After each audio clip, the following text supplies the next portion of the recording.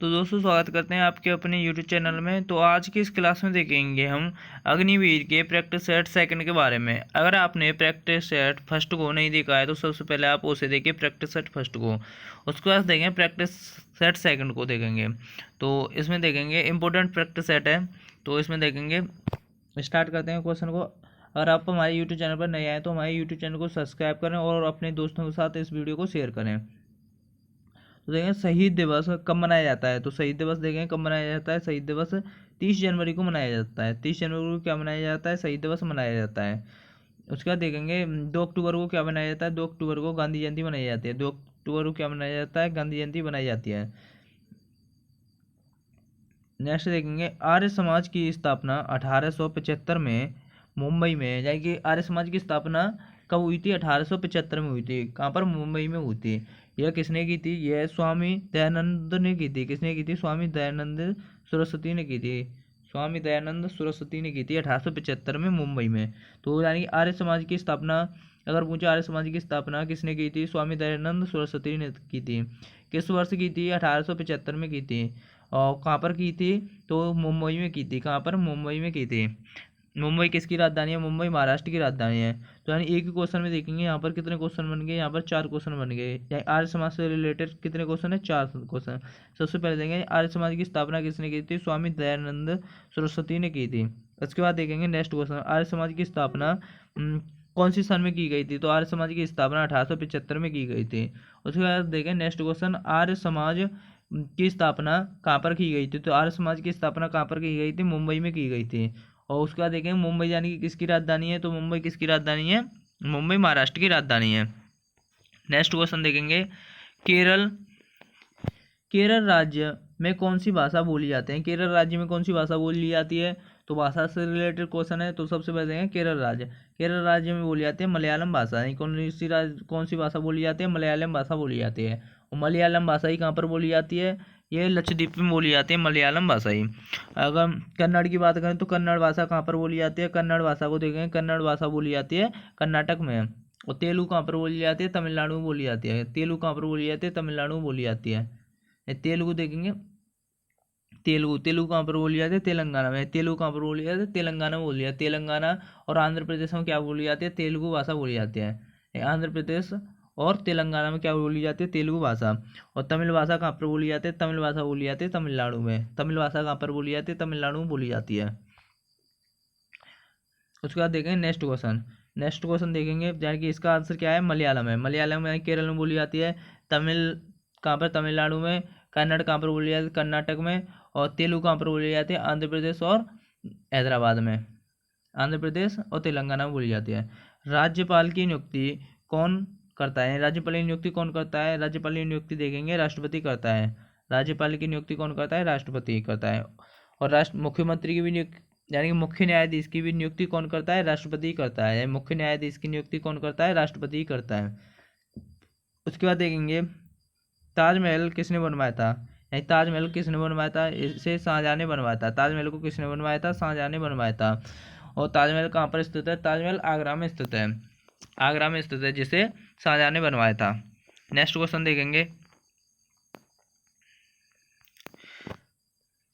भूमध्य रेखा के समांतर कौन सी रेखा है, यानी भूमध्य रेखा के समांतर देखेंगे कौन सी रेखा है, तो वो है कौन सी है, अक्षांश रेखा है। भूमध्य रेखा के समांतर कौन सी रेखा है, उसे कहते हैं अक्षांश रेखा कहते हैं। यानी कि भूमध्य रेखा देखेंगे, भूमध्य रेखा यानी कि जिसे 0 डिग्री अक्षांश कहते हैं भूमध्य रेखा को, जो पृथ्वी के बीचों बीच से होकर जाते हैं उसे कहते हैं भूमध्य रेखा। उसके समांतर देखेंगे, समांतर का मतलब ये खड़ी हुई है, समांतर। समांतर का मतलब ये वाली, ये जो खड़ी हुई है इसे क्या है, देशांतर कहते हैं। और ये जो समांतर का मतलब ये क्या है, यहाँ पर अक्षांश है, जैसे 0 अक्षांश, 9 डिग्री अक्षांश, 8 डिग्री अक्षांश, ये क्या पर है, अक्षांश है। यानी इसके समांतर कौन सी होगी, इसे क्या कहेंगे, अक्षांश रेखा कहेंगे। सीमांत गांधी के नाम से, यानी सीमांत गांधी के नाम से कौन जाना जाता है, सीमांत गांधी के नाम से कौन जाना जाता है, खान अब्दुल गफर खान को जाना जाता है। खान अब्दुल गफर खान को जाना जाता है। नेक्स्ट क्वेश्चन देखेंगे इसमें, भारत के कानून की सर्वोच्च संस्था कौन सी है, यानी कि भारत की कानून की सर्वोच्च संस्था यानी कौन सी है, वो कौन सी है, सर्वोच्च न्यायालय। क्या है, सुप्रीम कोर्ट क्या है इसमें सबसे उच्च संस्था है, क्या है, उच्च संस्था है, यानी कि सुप्रीम कोर्ट। सर्वोच्च न्यायालय, सर्वोच्च न्यायालय कहाँ पर स्थित है? यह नई दिल्ली में स्थित है। सर्वोच्च न्यायालय कहाँ पर स्थित है? नई दिल्ली में स्थित है। और देखिए पेंटागन कहाँ पर स्थित है? पेंटागन कहाँ पर स्थित है? पेंटागन कहाँ पर? वाशिंगटन में स्थित है। कहाँ पर स्थित है? वाशिंगटन में स्थित है। वाशिंगटन किसकी राजधानी है? वाशिंगटन डीसी अमेरिका की राजधानी है। वाशिंगटन डीसी किसकी राजधानी है? अब अगर वाशिंगटन डीसी किसकी राजधानी है? यह अमेरिका की राजधानी है। मेक्सिको किसकी राजधानी है? मेक्सिको रूस की राजधानी है। लंदन, लंदन किसकी राजधानी है? यह इंग्लैंड की राजधानी है। लंदन किसकी राजधानी है? इंग्लैंड की राजधानी है। और न्यूयॉर्क क्या है? न्यूयॉर्क अमेरिका का एक शहर है। यानी न्यूयॉर्क क्या है? अमेरिका का एक यानी प्रांत है। न्यूयॉर्क क्या है? अमेरिका का एक प्रांत या शहर है। तो उसके बाद देखें भारत में प्रथम रेलगाड़ी मुंबई से कहाँ के लिए चली गई थी? मुंबई से कहाँ के लिए चलाई गई थी? मुंबई से थाने के लिए चलाई गई थी। यानी 1853 में। कब चलाई गई थी? 1853 में। 1853 में 1853 में चलाई गई थी मुंबई से थाने के लिए। कितने किलोमीटर? 34 किलोमीटर चलाई गई थी। कितने? 34 किलोमीटर चलाई गई थी। उसका नेक्स्ट देखेंगे इसमें, भारत का प्रथम उपग्रह कौन सा है? भारत का प्रथम उपग्रह कौन सा है? प्रथम उपग्रह वो कौन सा है? आर्यभट्ट। आर्यभट्ट क्या है? भारत का प्रथम उपग्रह है। उसके बाद देखेंगे नेक्स्ट क्वेश्चन, राष्ट्रीय एकीकरण या एकता दिवस कब मनाया जाता है? इनमें से उपयुक्त में से कोई नहीं, यानी उपयुक्त में से किसी भी दिवस को राष्ट्रीय एकता दिवस नहीं मनाया जाता है। एकता दिवस नहीं मनाया, इसे आप कमेंट में बताइए, यानी कि इसका आंसर क्या होगा? राष्ट्रीय एकता दिवस कब मनाया जाता है? इसका आंसर आप कमेंट में बताइए, किस तिथि को मनाया जाता है? राष्ट्रीय एकता दिवस किस तिथि को मनाया जाता है? 30 जनवरी को क्या मनाया जाता है? 30 जनवरी को शहीद दिवस मनाया जाता है। 30 जनवरी को क्या मनाया जाता है? शहीद दिवस मनाया जाता है। इसे आप बताइए, यानी इसका आंसर क्या होगा? राष्ट्रीय एकता दिवस कब मनाया जाता है? नेक्स्ट क्वेश्चन देखेंगे इसमें, प्रमुख यामोत्तर यानी कि प्राइमरी मेडियम कहाँ से होकर निकलती है? यह ग्रीनविच से होकर निकलती है। ग्रीनविच से होकर। ग्रीनविच कहाँ पर है? ग्रीनविच इंग्लैंड में स्थित है। उसके बाद देखें भारतीय चावल अनुसंधान संस्थान कहाँ पर स्थित है? भारतीय चावल अनुसंधान संस्थान कहाँ पर स्थित है? यह कटक में स्थित है। कटक कहाँ पर है? कटक उड़ीसा में स्थित है। कटक कहाँ? उड़ीसा में, महानदी के किनारे। कटक किसके किनारे स्थित है? कटक महानदी के किनारे स्थित है। कटक कहाँ के? महानदी के किनारे स्थित है। नेक्स्ट देखेंगे इसमें, सर्वोच्च न्यायालय में नियुक्त होने वाली प्रथम महिला जज कौन थी? प्रथम महिला जज कौन थी? तो वो थी एम फातिमा बीवी। एम फातिमा बीवी कौन थी? फातिमा बीवी। एम फातिमा बीवी कौन थी? इसमें प्रथम महिला जज थी। प्रथम महिला जज थी। नेक्स्ट देखेंगे ईटानगर। तो देखेंगे ईटानगर कहाँ की राजधानी है? ईटानगर कहाँ की राजधानी है? अरुणाचल प्रदेश की राजधानी है। तो राजधानियों को, इंपॉर्टेंट राजधानी है, इन सभी की राजधानियाँ भारत की सभी राजधानी को आप याद कीजिए, यानी कि जितने भी स्टेट हैं भारत के उन सभी को आप याद कीजिए।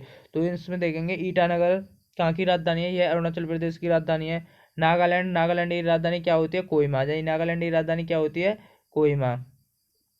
नागालैंड की राजधानी क्या है? कोहिमा। त्रिपुरा की राजधानी क्या होती है? अगरतला। अगरतला। त्रिपुरा की राजधानी क्या होती है? अगरतला होती है। तो मिजोरम की राजधानी क्या होती है? आइजोल। मिजोरम की राजधानी आइजोल होती है। आइजोल। मिजोरम की राजधानी क्या होती है? आइजोल होती है। तो जितनी भी राजधानी उन्हें आप सभी को याद कीजिए। और पोंगल निम्न में से किस राज्य का त्योहार है? पोंगल निम्न से किस राज्य का त्योहार है? पोंगल कहाँ पर मनाया जाता है? पोंगल तमिलनाडु में मनाया जाता है। पोंगल कहाँ पर मनाया जाता है? तमिलनाडु में मनाया जाता है। केरल में देखेंगे तो क्या मनाया जाता है? केरल में अट्टूकल पोंगल कहाँ मनाया जाता है? और उसके बाद देखेंगे यानी केरल में मनाया जाता है। कुचिपुड़ी देखेंगे, कुचिपुड़ी कहाँ पर मनाया जाता है? कुचिपुड़ी आंध्र प्रदेश में मनाया जाता है। कुचिपुड़ी कहाँ पर मनाया जाता है? आंध्र प्रदेश में। और बिहू कहाँ पर मनाया जाता है? बिहू असम में मनाया जाता है। बिहू कहाँ पर मनाया जाता है? असम में मनाया जाता है बिहू। उसके बाद देखेंगे केरल में क्या मनाया जाता है? कथकली। कथकली केरल में मनाया जाता है। कथकली और मोहिनीअट्टम कहाँ पर मनाया जाता है? त्योहार केरल में मनाए जाते हैं। नेक्स्ट देखेंगे, भारत व चीन के बीच की रेखा को क्या कहते हैं? जो भारत और चीन के मध्य रेखा है उसे क्या कहते हैं? उसे मैकमोहन रेखा कहते हैं। क्या कहते हैं? मैकमोहन लाइन कहते हैं। मैकमोहन लाइन कहते हैं, यानी जो भारत और चीन के मध्य है। और डूरैंड लाइन किसे कहते हैं? भारत और अफगानिस्तान के मध्य कौन सी डूरैंड लाइन है। और भारत और पाकिस्तान के मध्य कौन सी लाइन है? रेड क्लिफ रेखा है। यानी कौन सी है? रेड क्लिफ रेखा किसके मध्य है? भारत और पाकिस्तान के मध्य कौन सी है? रेड क्लिफ रेखा है। उसके बाद देखेंगे विश्व में सबसे बड़ा मरुस्थल कौन सा है? विश्व का सबसे बड़ा मरुस्थल कौन सा है? सहारा। सहारा मरुस्थल विश्व का सबसे बड़ा मरुस्थल है। यह कहाँ पर स्थित है? यह अफ्रीका महाद्वीप में स्थित है। कहाँ पर है? अफ्रीका महाद्वीप में स्थित है। और जो थार का है, थार थार मरुस्थल कहाँ पर है? यह भारत में राजस्थान में स्थित है। भारत के राजस्थान में स्थित है थार मरुस्थल। नेक्स्ट देखेंगे, अर्जुन पुरस्कार निम्न में से किसको दिया जाता है? अर्जुन पुरस्कार किसको दिया जाता है? यह खिलाड़ियों को दिया जाता है। किसको दिया जाता है? खिलाड़ियों को दिया जाता है अर्जुन पुरस्कार। नेक्स्ट देखेंगे सामान्य विज्ञान के क्वेश्चनों के बारे में। क्या सामान्य विज्ञान के क्वेश्चनों के बारे में देखेंगे? सामान्य वैज्ञानिक क्वेश्चन, तो सामान्य वैज्ञानिक क्वेश्चनों के बारे में देखेंगे। पारसेक किसकी इकाई है? पारसेक किसकी इकाई है? तो पारसेक क्या है? एक इकाई होती है दूरी नापने की। ये खगोलीय दूरी की इकाई है। खगोलीय दूरी की इकाई क्या है यहाँ पे? पारसेक। और दाव का क्या? दाव की इकाई यानी दाव का मात्रक क्या होता है? पास्कल। दाव का मात्रक क्या होता है? पास्कल।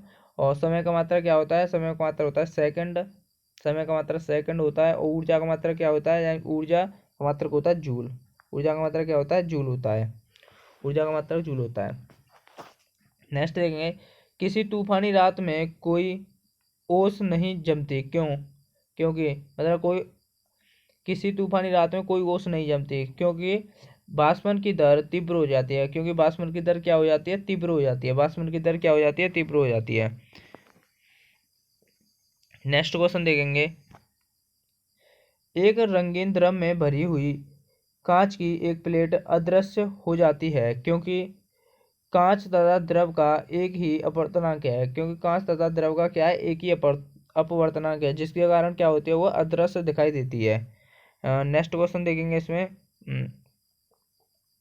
नेक्स्ट देखेंगे, पानी के अंदर गोताखोरी करने वाला एकदम स्पष्ट पानी में भी स्पष्ट रूप से नहीं देख सकता क्योंकि आंख के लेंस की फोकस दूरी में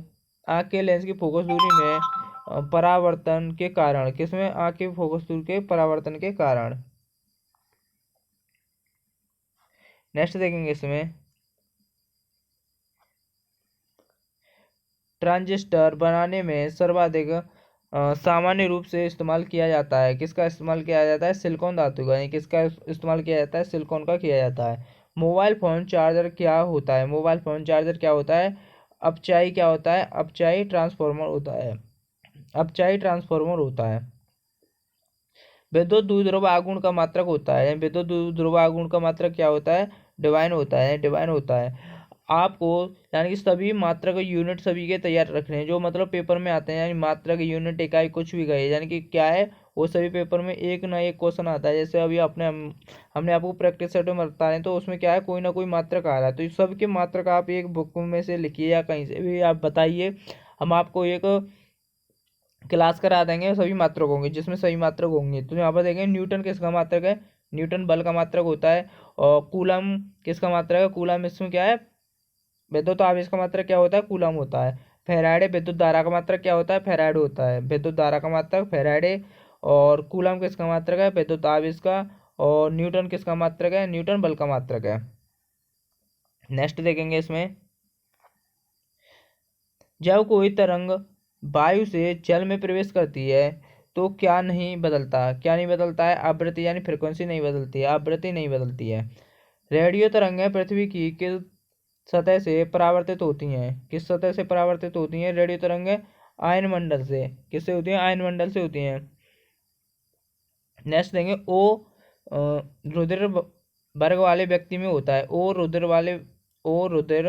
वर्ग वाले व्यक्ति में होता है। कोई एंटीजन नहीं, यानी कोई एंटीजन नहीं होता है। कोई भी एंटीजन नहीं होता है। नेक्स्ट देखेंगे, बाल नाखून और पंजा किसके बने होते हैं? बाल नाखून और पंजा किसके बने होते हैं? यह प्रोटीन के बने होते हैं। किसके? प्रोटीन के बने होते हैं। कोशिका सिद्धांत का प्रतिपादन किसने किया था? कोशिका सिद्धांत का प्रतिपादन किसने किया था? एरिस्टोटल ने किया था। एरिस्टोटल ने किया था। एल्फे कैटोरियपटस संबंधित है सूंघने की शक्ति से। किससे? सूंघने की शक्ति से संबंधित है। नेक्स्ट देखेंगे इसमें, ग्लूकोज क्या है? यानी ग्लूकोज इसमें क्या है? कार्बोहाइड्रेट है। ग्लूकोज क्या है? कार्बोहाइड्रेट है। ग्लूकोज का फॉर्मूला क्या होता है? C6H12O6। क्या ये क्या है? ग्लूकोज का फॉर्मूला होता है। ग्लूकोज किससे संबंधित है? ग्लूकोज क्या है? कार्बोहाइड्रेट है। वर्डिंग इनमें अवशोषित करती है, क्या करती है, ईस्ट, क्या है, ईस्ट में। नेक्स्ट क्वेश्चन देखेंगे, गाजर में कौन सा विटामिन पाया जाता है? तो गाजर में कौन सा विटामिन पाया जाता है? Vitamin A. गाजर में कौन सा विटामिन पाया जाता है? विटामिन ए पाया जाता है। और विटामिन डी सूर्य के प्रकाश में पाया जाता है। तो ऑप्शन नंबर इसमें कौन सा है, सी इसमें करेक्ट है। विटामिन गाजर में कौन सा पाया है? विटामिन ए पाया जाता है। और विटामिन सी खट्टे पदार्थों में पाया जाता है। नींबू, संतरा, इसमें क्या पाया जाता है? विटामिन सी पाया जाता है। अशुद्ध रक्त कहाँ बहता है? अशुद्ध रक्त कहाँ पर बहता है? क्या है, बहता है? तो किसमें बहता है? यह श्राम बहता है। अशुद्ध रक्त कहाँ पर बहता है? यह श्राम बहता है। पारा किससे निकाला जाता है? पारा किससे निकाला जाता है? हिंगुल द्वारा। पारा किससे निकाला जाता है? हिंगुल द्वारा निकाला जाता है। पारा हिंगुल द्वारा निकाला जाता है। नेक्स्ट देखेंगे इसमें, सायनता किसके समानुपाती होती है? सायनता किसके समानुपाती होती है? सायनता होती है तरलता की समानुपाती होती है। जितनी तरलता होगी उसकी सायनता भी क्या होगी, उतनी यही देखें, सायनता, सायनता क्या है, विस्कोसिटी। और ये क्या होती है, तरलता। तरलता ये क्या होती है, समानुपाती होती है। यानी जितनी क्या होगी, जितनी सायनता होगी उसमें यानी जितने तरल पदार्थ होगा, जितने उसमें बहने की शक्ति होगी, वही उसकी क्या कहलाती है, श्यानता कहलाती है। नेक्स्ट क्वेश्चन देखेंगे, सबसे कठोर पदार्थ कौन सा है? यानी सबसे कठोर पदार्थ कौन सा है? हीरा। हीरा क्या है, इसमें सबसे कठोर पदार्थ है। किस किसे गर्म करने पर कार्बन डाइऑक्साइड प्राप्त होती है? तो कार्बन डाइऑक्साइड प्राप्त होती है, इनमें से कोई नहीं, इनमें से कोई नहीं। कार्बन डाइऑक्साइड का फॉर्मूला क्या है? CO2। CO2 को क्या कहते हैं? कार्बन डाइऑक्साइड कहते हैं। सोडियम कार्बोनेट, सोडियम कार्बोनेट का फॉर्मूला क्या होता है? Na2CO3। Na2CO3 सोडियम कार्बोनेट का फॉर्मूला होता है। नेक्स्ट देखेंगे इसमें, फास्फोरस की अधिकतम सहसंयोजकता होती है, कितनी होती है? सहसंयोजकता 5 होती है। कितनी होती है? 5 होती है। हाँ, सबसे पुरानी चट्टान कौन सी है? सबसे पुरानी चट्टान कौन सी है? और डोवलियन, कौन सा? और डोवलियन है। रासायनिक समीकरण लिखने में जो ये 3 का निशान है ऊपर की ओर, चिन्ह किसका प्रतीक है? किसे दर्शाता है? यह गैस अवस्था को दर्शाता है। अगर यही तीर का निशान नीचे की साइड होगा या नीचे की साइड होगा तो यह किसे दर्शाएगा? यह ठोस अवस्था को दर्शाएगा। किसे दर्शाएगा? ठोस अवस्था को दर्शाएगा। अगर ये ऊपर की तरफ तो ये किसे दर्शाएगा? यह गैस अवस्था को दर्शाता है। नेक्स्ट क्वेश्चन देखेंगे इसमें, लास्ट क्वेश्चन आज की इस क्लास का। HOH कोण जल के अणु में है, कितना है? 105 का, 105 का कोण है।